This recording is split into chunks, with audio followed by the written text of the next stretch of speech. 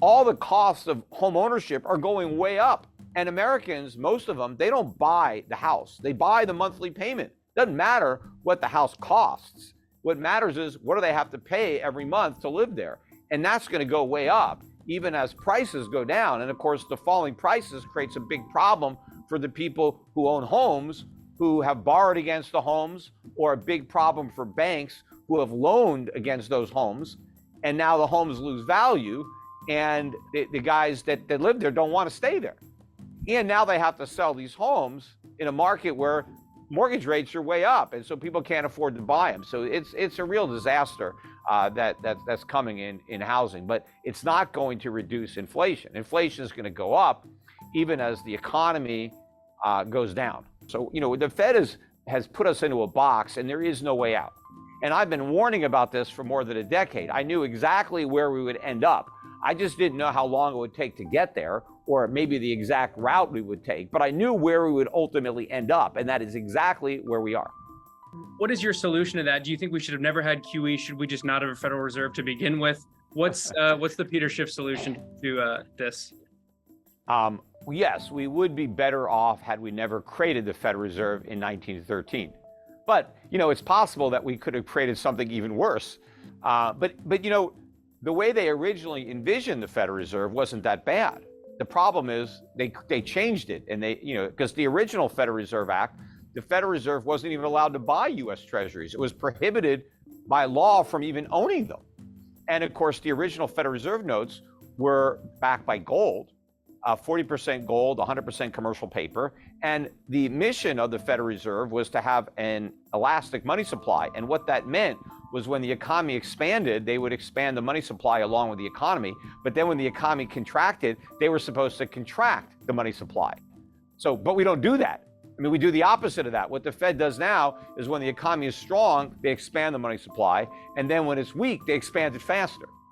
Right? So it's not elastic. When that switch occurred, when did we start doing the exact opposite of the initial, I don't know exactly, but certainly probably during the Depression, everything started, with Roosevelt in the 30s, and then really kicked into gear in the 60s with the Great Society programs and the War on Poverty and the Vietnam War. And, that's why we had the big outburst of, price inflation, in the 1970s. And it's going to be worse now. In fact, I think the last year or two was already worse than the worst of the 1970s, because when they go back and say, hey, inflation was 10, 11, 12% in the 70s, and it's only 7, 8% now, that's apples to oranges, because the CPIs are different. If you took the 1970 CPI and you used it to calculate the CPI today, you had the same metrics, we would have had 15 to 20% inflation last couple of years, much higher. Or if you took our CPI and brought it back and redid the 70s numbers using the CPI of today, they would have had inflation maybe no higher than 6, 7%, something like that. So we're already worse, but we're just getting started. And you remember, the way they were able to bring that inflation to an end was Paul Volcker in 1980, who allowed real interest rates to get to a positive 6 or 7%. The highest inflation got was 1981 at 13.5 by CPI, and we had interest rates at 20. We're nowhere near there. We're still got interest rates half the inflation rate. And where's the cuts to government spending? You're not going to rein in inflation without getting to the source of inflation, which is government deficit spending. We just passed this omnibus Freudian slip, omnibus spending bill. That's all financed by inflation. You can't fight inflation and create inflation at the same time. So I don't see any end in sight to the inflation spiral that's only now just getting started. And that's why it's so important that people act to protect themselves, because the vast majority of people are going to get eviscerated by what really amounts to a tax. This is how the government is paying for all the programs, all the spending. We're not getting anything for free from government. Everything government gives you costs money.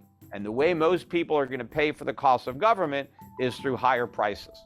And we've only seen the beginning of the price increases that are coming. So you mentioned the importance of fiscal spending there, and the Great Society, LBJ's big welfare push being partly to blame for the inflation, and then Reagan's welfare cuts helping to rein it in.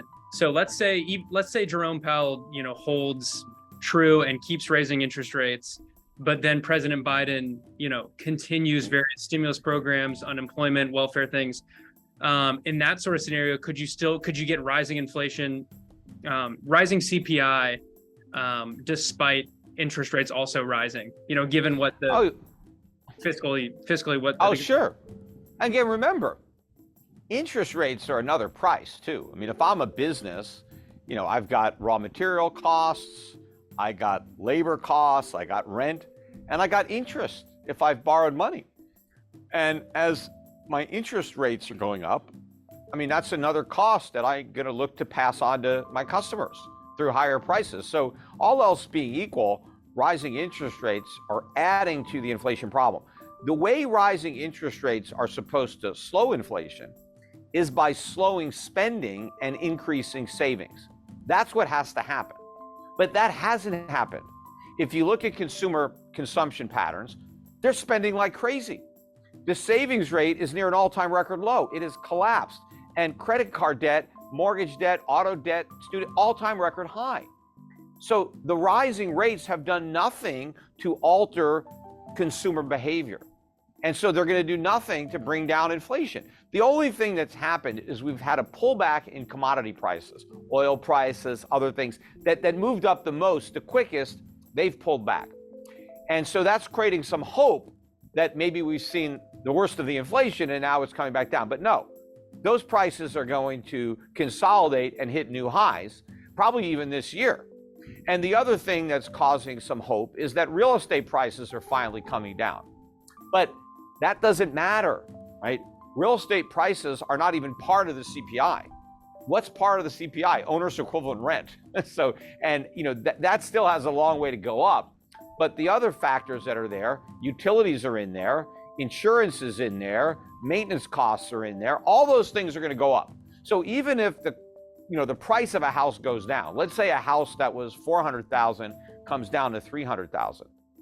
It's actually going to be more expensive to buy the $300,000 house than it was to buy a $400,000 house a couple of years ago, because the mortgage rate is much higher, your insurance cost is much higher, your maintenance, your property tax. I mean, all the costs of home ownership are going way up. And Americans, most of them, they don't buy the house. They buy the monthly payment. Doesn't matter what the house costs. What matters is what do they have to pay every month to live there?